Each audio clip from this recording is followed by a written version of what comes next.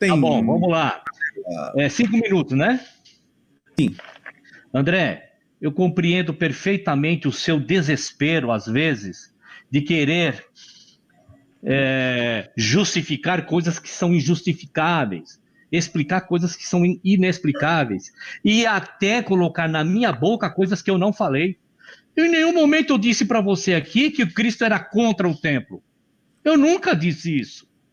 E você disse aqui, está gravado, que eu disse que Cristo era contra o templo, tá? Então eu compreendo o seu desespero de tentar dar voltas para justificar um monte de coisa que você não conseguiu me responder. Eu fiz, durante as três etapas do debate, a mesma pergunta e você, como discípulo do Cristo, não me respondeu.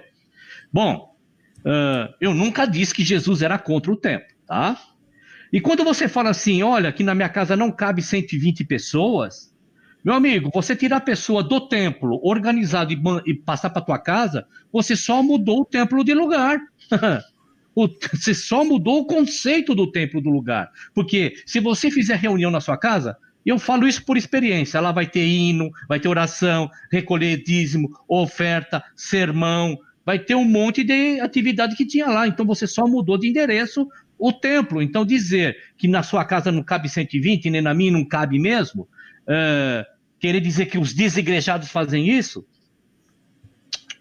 Não é esse o conceito de desigregismo. Você está errado, achando que as pessoas vão sair do templo e começar a se reunir em casas praticando as mesmas coisas que fazia no templo. Não é isso. O seu conceito de desigrejados está errado. Talvez você tenha se confrontado com alguns que te deu essa ideia. Mas ele não largou o templo, ele só transferiu o templo de lugar. E você, quando diz assim, olha, Cristo, ele mandou fazer discípulos, isso está correto. Fazer discípulos em nome dele. Não em nome de Paulo, de Pedro, de André, de William, de Atafona, de Elton, não. O nome dele, discípulo. E quando ele fala, vão fazer discípulos, batizando as pessoas, vão. Não é tragam aqui para o templo, dê liçãozinha de batismo, joga no tanque batismal e o cara fica enfiado a vida inteira dentro do templo. Não é isso que está escrito, meu amigo. Fazeis discípulos para Cristo. E o discípulo de Cristo não consegue responder para mim na Bíblia, o Cristo, mandando construir templo e ficar enfiado lá dentro. Eu só vejo o Cristo. Cristo falou com prostitutas, com bêbados, com ladrões. E eu só vi ele chamar a atenção fervorosamente de líderes religiosos. Eu não vi ele chamar uma pessoa comum de túmulos caiados, cego guiando cego, raça de víboras. Eu só vi ele fazendo isso com líderes religiosos. Tá? E quando ele fala assim, meu querido, e de fazer discípulos, batizando, ensinando, não é ensinar para ficar no templo, não era ensinar a lei de Moisés, não era ensinar isso. O evangelho do Cristo nunca foi ficar enfiado dentro do templo. Como você mesmo disse, lendo o Sermão da Montanha, vai entender o que é o evangelho verdadeiro do Cristo. E para finalizar, quando você tocou no assunto de casa do meu pai, que ele falava que a casa do meu pai, ele nunca disse, você precisa ler todo o contexto. Quando Cristo diz assim, não fazer da casa de meu pai, né? Ouviu de ladrões, essas coisas, os discípulos imediatamente lembraram-se do que foi dito no passado. O zelo da tua casa me devorará. E aonde que ele leu isso? Você sabe onde ele leu isso, você sabe muito bem. Ele leu, os discípulos lembraram disso porque leram lá em Salmos. O zelo da tua casa me devorará. Tá certo? E também, em Salmos, se eu não me engano, quando Davi disse assim, alegrei-me quando me disseram, vamos à casa do Senhor. Que casa? Que templo? Não tinha templo construído. Mas lá, mesmo você continuando lendo, não ficando com um verso isolado, lá explica, Israel, estamos das portas para dentro. Toda vez que você ler a palavra casa, contextualizando e não separando e isolando, está falando da nação de Israel, não fala de templo. Dessa vez eu usei os meus 5 minutos. Bem, aqui tem uma pergunta do César Júnior. William, seu mestre é Jesus Cristo ou Rubens Sodré? Querido, disponha de 1 minuto para fazer a sua resposta. O tempo já está na tela, o tempo é todo seu. Eu sou discípulo do Cristo. Já respondeu? Ué, eu sou do Cristo ou do Rubens Sodré? Eu sou do Cristo. Muito bem. É Correto? objetivo, né? Correto, corretíssimo, concordo. Pergunta fácil, resposta fácil. O Rodrigo Lopes, né? Pergunta para o William, ele acusa levianamente o Medeiros de ser discípulo de Paulo, mas está com um texto escrito por Paulo em sua camisa. Em sua camisa? Uma pergunta. É hipocrisia? É um verbo, viu? É hipocrisia? Bem, neste caso, deixa mais 1 minuto para o nosso querido... É lógico que eu vou postar esse debate no meu canal, que eu tenho autorização, tá?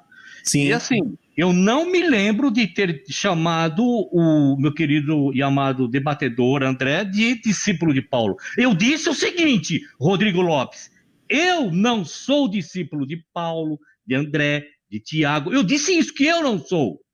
Então, talvez, leviano esteja sendo você, talvez, você de me acusar de algo que eu não falei. Se eu falei... Olha, André, você é discípulo de Paulo? Eu peço desculpas, porque a primeira pergunta que eu fiz para o André é: de que você é discípulo? De Cristo.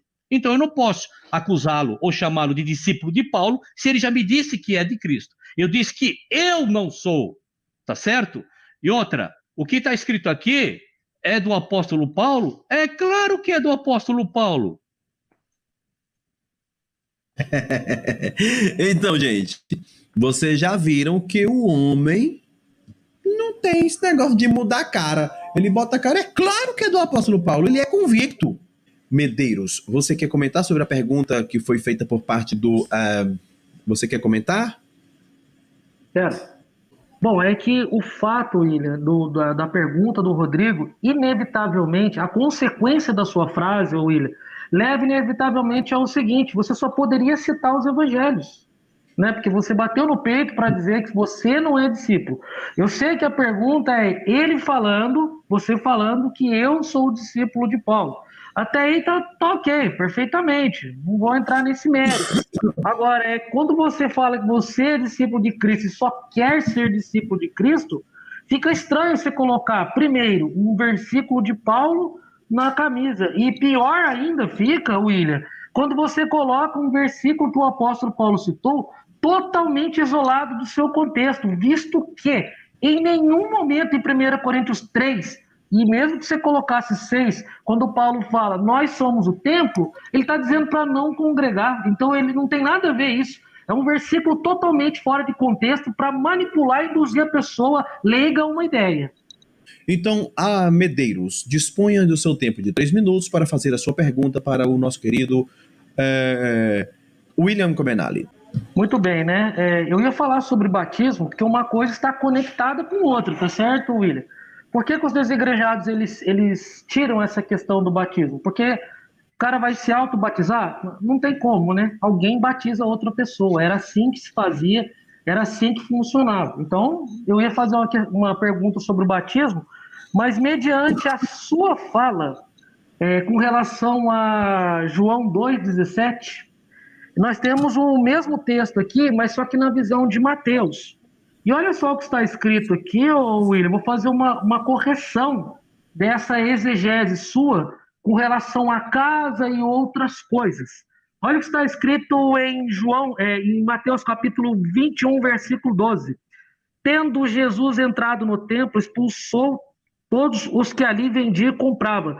Também derrubou mesas dos cambistas e as cadeiras do que vendiam pombas. E disse-lhes: está escrita, minha casa será chamada casa de oração. Vós, porém, a transformais em covil de salteadores. Então, quando você conecta o texto de João 2,17, vale lembrar que João 2,17 foi os discípulos que se lembraram dessa passagem que você citou. Não foi Jesus que citou. A passagem que Jesus citou, ô William, sabe onde está escrito? Está escrito lá em Jeremias, capítulo 7, versículo 9. Foi isso que Jesus falou. Os discípulos lembraram desta passagem que você falou, não é? O zelo da minha casa me consome, aquelas coisas. Mas não foi isso que Jesus pregou. E ainda vou te arrumar um problema com esse negócio aí que você acabou de falar. Eu vou te arrumar mais um problema com essa interpretação sua. Em Jeremias, capítulo 7, não é? Bom, eu me perdi um pouquinho aqui. Deixa eu ver se eu acho aqui. Jeremias, capítulo 7, o versículo 11, né? Isso mesmo. Onde Jeremias está no templo e ele cita essa questão, esse versículo que Jesus falou. Ele cita esse versículo dizendo, a minha casa, o templo, ele estava falando do templo. É muita coincidência Jeremias estar no templo, Jesus também estar no templo, Jesus fazer uso de um texto de Jeremias falando, a minha casa não é casa de ladrão, de salteador e nem covil de ladrões. Então, não foi Jesus que disse essa passagem que você falou. Ele exatamente citou o que está escrito lá em Jeremias. Ou seja, se Jeremias estava no templo, se Jesus estava no templo, a pergunta que fica é, como que essa casa não é o templo? Se Jeremias está no templo, se ele faz uma citação do que Jeremias falou e o próprio discípulo de Jesus, juntamente com Jesus, também está no templo. Como eu disse, eu não trabalho com achismo nem com fé. No caso aí, o irmão está dizendo o seguinte, me desculpa e eu peço a liberdade de chamá-lo de irmão, tá? Poxa, é muita coincidência estar no templo, falando de templo, isso é achismo. Eu não trabalho a Bíblia com achismo, eu trabalho com o que está escrito e não está escrito. Então, eu não tenho nada o que falar sobre isso, porque isso é a fé dele, não é o que está escrito. Ele induzir, olha, só pode ser coincidência, isso é seu achismo. Só pode ser coincidência.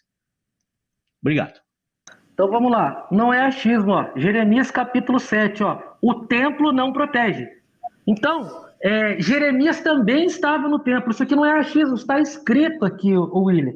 É que você usou João 2,17 para tentar, de maneira precária, defender uma tese que não se sustenta quando a gente analisa os textos de maneira minuciosa e detalhada.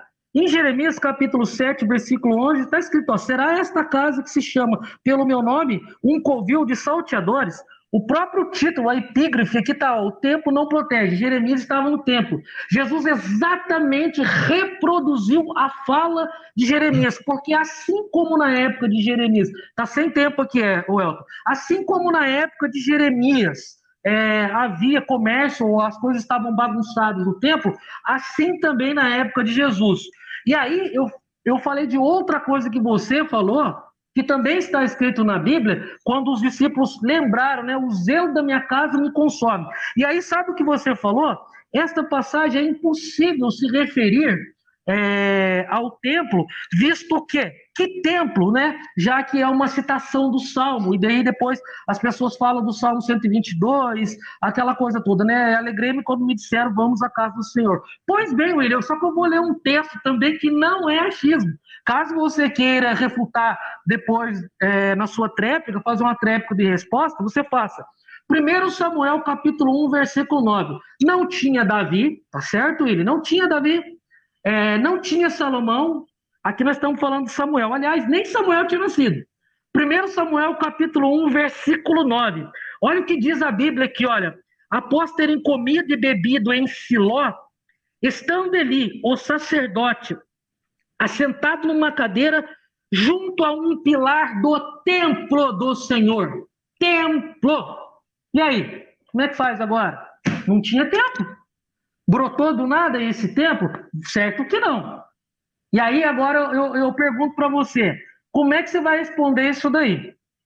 Aí é que tá. Então, essa questão de templo é muito mais profunda. Agora, colocar uma situação como que se eles estavam se lembrando de um salmo e não havia templo, e aí a partir daí está se referindo a Jerusalém, informação incorreta, que já havia templo. Agora, a questão que fica é, que templo era esse aqui que está escrito em 1 Samuel, capítulo 1, versículo 9? Aí é que está, né? Agora, ficou estranho para você afirmar que não havia templo e que, portanto, os discípulos não se lembraram também do templo. Tá certo? Agora, vamos dissecar aí essa questão aí, eu já vou aproveitar aqui o ensejo, vamos dissecar essa questão aqui, se Jesus quis falar ou não de casa, de templo, etc. Vamos aprofundar mais um pouco. Quando Jesus estava, quando ele era criança, que esqueceram ele no templo, o que foi que ele falou? Convém estar na casa de meu pai. Tá certo? Quando ele estava ali no templo expulsando os cambistas, ele fez essa citação, ele falou, a casa de meu pai. Quando o povo voltou do cativeiro, e aí não estou falando nem do templo de Herodes, e não estou falando também nem do tabernáculo, que está lá em Êxodo capítulo 25, eu estou falando do templo de Salomão, a Bíblia mostra que o templo estava em ruínas. O que foi que Deus falou? Cada um corre para as suas coisas, ao passo que a minha casa, é o próprio Deus que chama, minha casa está em ruínas. Ora, se Deus não se agrada de templo, por que ele chama de minha casa? É um pronome possessivo, o William. É estranho isso. E já vou aproveitar, pegar carona do que você falou, porque você deu aquela pincelada sobre dízimo lá atrás. Então, exatamente, o povo, a audiência de Ageu é a mesma de Malaquias. Eles eram contemporâneos. E a própria Bíblia mostra que eles estavam negligenciando a obra do Senhor, deixando a casa do Senhor aos pedaços. Então, falar que a casa do Senhor não importa em nada é uma inverdade. Falando isso do Novo Testamento, do Antigo Testamento. E eu marquei aqui, não sei se vai dar tempo, algumas considerações. Você falou, se mudar do templo para a sua casa, só mudou de lugar. Mas aí a pergunta que fica é, o que a gente faz com Hebreus 10, 25, não deixar de congregar como é o costume de alguns? E o que a gente faz também com 1 Coríntios 14? Já que eles congregavam, já que os discípulos, como diz aí a palavra, né, Lucas 24, eles adoravam. Então, o culto tem até liturgia, era um dia na semana pelo menos, tem liturgia, tem tudo. Eu não entendo onde que pode entrar isso daí. A Arena Apologética pergunta para o William se na igreja primitiva havia bispos. Por que não ter bispo? Por que não ter bispo hoje? Pode ter o que quiser no dia de hoje, não há problema nenhum, pode ter bispo, padre, ancião, xamã, pai de santo, pode ter o que quiser hoje, não é isso que está em discussão, estudante observador. Eu acho que você chegou um pouco mais tarde aqui no debate e não percebeu, não é isso. O debate é onde está escrito Cristo pedindo para levantar templo e fazer todas essas coisas que você conhece. Pode ter o que quiser hoje, o que quiser. Pode ter até bailarina lá no púlpito. Tem igreja que tem, que antigamente chamavam-se as virgens vestais, certo? Pode ter o que quiser, pode ter palhaço, pode ter picadeiro, pode ter o que quiser. Não é essa a questão. Obrigado. Quer comentar também? Claro. William, eu quero fazer uma pequena correção. O tema do debate, ele é desigregismo, 45 minutos para provar que não deve se ir na congregação, baseado em 1 Coríntios 3. Foi o que o Ronaldo me mandou, tá certo? Baseado nisso que você carrega aí na camisa. E com relação ao que você falou a respeito de pode ter tudo, não é que pode ter, tem que ter. Agora, não pode ter xamã, não pode ter pajé, não pode ter pai de santo. A igreja não tem esses tipos de coisas pagãs. Ela não trabalha com paganismo.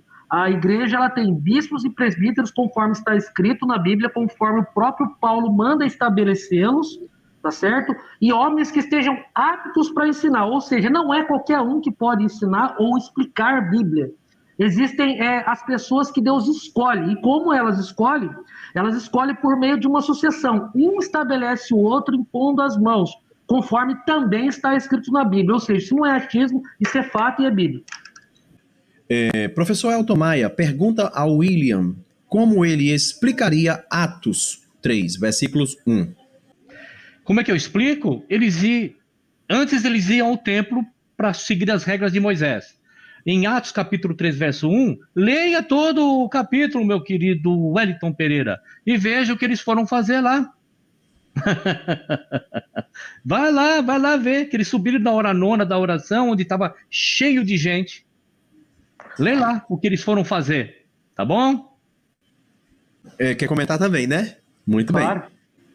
Então, aí é mais um problema para você resolver, Willis, se conseguir resolver, já que todos os desigrejados praticamente falam daquela questão de orar num quarto fechado. Ó, Pedro orou na frente de todo mundo ali, então não só pode orar no quarto? Jesus também orou na cruz, então só pode orar no quarto? Eu tenho um vídeo no meu canal explicando detalhadamente essa questão, baseado inclusive em Mateus 23. E para o seu governo, William, eu dou estudo de Amós sim na igreja e falo de Mateus 23, até com uma certa facilidade com relação a isso, tá ok? Então, fica claro aqui o seguinte, que os apóstolos não tinham problema com o templo. Lucas 24, 53, inclusive, eles foram louvar e adorar no templo. Contra fatos, não há argumentos. Então, não estamos trabalhando com achismo, não estamos trabalhando com conjecturas, assim, viajantes, vamos dizer assim. Estamos trabalhando com fatos concretos, lendo a própria palavra de Deus. Bom, então, durante todos os blocos eu fiz a mesma pergunta. Eu já sabia que não ia ter resposta, porque não existe a passagem onde o nosso mestre, o Cristo, tanto o meu quanto do André, tá? Para não dizer levianamente que eu estou chamando de discípulo de Paulo, não há passagem nenhuma, o Cristo pedindo para se viver da maneira que as pessoas que se chamam discípulos de Cristo vivem hoje debaixo do sistema religioso. Ponto 1. Tá? Então, não tem. Eu fiz dos 3 blocos a mesma pergunta e ele não respondeu porque não tem. Então, agora não falando dele, agora falando de uma maneira ampla e não de uma maneira restrita, não entrando no micro, mas no macro, não cabe na mesma frase: eu sigo a Cristo e pertenço à denominação tal. Não cabe. O que cabe na mesma frase é: eu sou discípulo de Paulo, de André, de Tiago, de João, de Pedro, de qualquer um, até de Moisés, e faço parte de uma denominação. Obrigado aí pela oportunidade e vou cobrar cachê, porque vai ter fila de gente querendo debater comigo. Um abraço. Bom, quero agradecer ao Arena, quero agradecer ao William também, que aceitou debater comigo, né? Eu fui educado com ele, ele também foi educado comigo, e assim sendo, a recíproca é verdadeira. Eu só vou ser sem educação com alguém quando alguém vier com grosseria aqui na live comigo. E se alguém quiser ser grosso comigo, nossa, o que a pessoa quer para mim, eu quero em dobro para a pessoa. Agora, a partir do momento que é um encontro de cavalheiros, obviamente que eu jamais vou destratar meu oponente, tá certo? Bom, quero fazer uma correçãozinha aí sobre o William. Não existe palavra sistema religioso na Bíblia, tá, William? Não tem. Assim como você citou, né, que tudo tem que estar escrito na Bíblia, essa daí você vai levar para casa. E quero só finalizar, porque eu ia falar de batismo. Tiago 1,27, para o desigrejado parece um doril. Tudo que o desigrejado vai responder, ele fala que a religião verdadeira é ajudar o próximo, etc. e tal. O meu questionamento ficaria da seguinte maneira: bom, Cornélio dava esmolas, tá certo? A Bíblia diz que Cornélio era temente a Deus, também está correto. E a Bíblia diz que Cornélio teve uma visão. E nesta visão a Bíblia diz que Deus, né, o anjo, mandou chamar Pedro. Bom, se não precisa de quem ensine, do ensinador, por que precisou de Pedro? Essa é a primeira pergunta, né? Quando Pedro chega na casa de Cornélio, ele faz uma exposição. A Bíblia diz que há o batismo com o Espírito Santo na casa de Cornélio, tá certo? E aí Pedro, na sequência, batiza nas águas. Bom, como os desigrejados dizem que o verdadeiro batismo é o com o Espírito Santo, eu queria entender por que Pedro batizou Cornélio nas águas. É simples. Paulo batizou a muitos, Pedro batizou, Filipe batizou, Paulo se batizou logo na sequência da sua conversão. Enfim, é uma coisa que não tem como tirar da Bíblia. 3.000 pessoas se converteram, se batizaram e perseveravam na doutrina dos apóstolos. Deus abençoe. Né? Aí, que nem o William falou, ele vai postar o debate no canal dele, e é óbvio que tem autorização, que nós autorizamos a nossa imagem.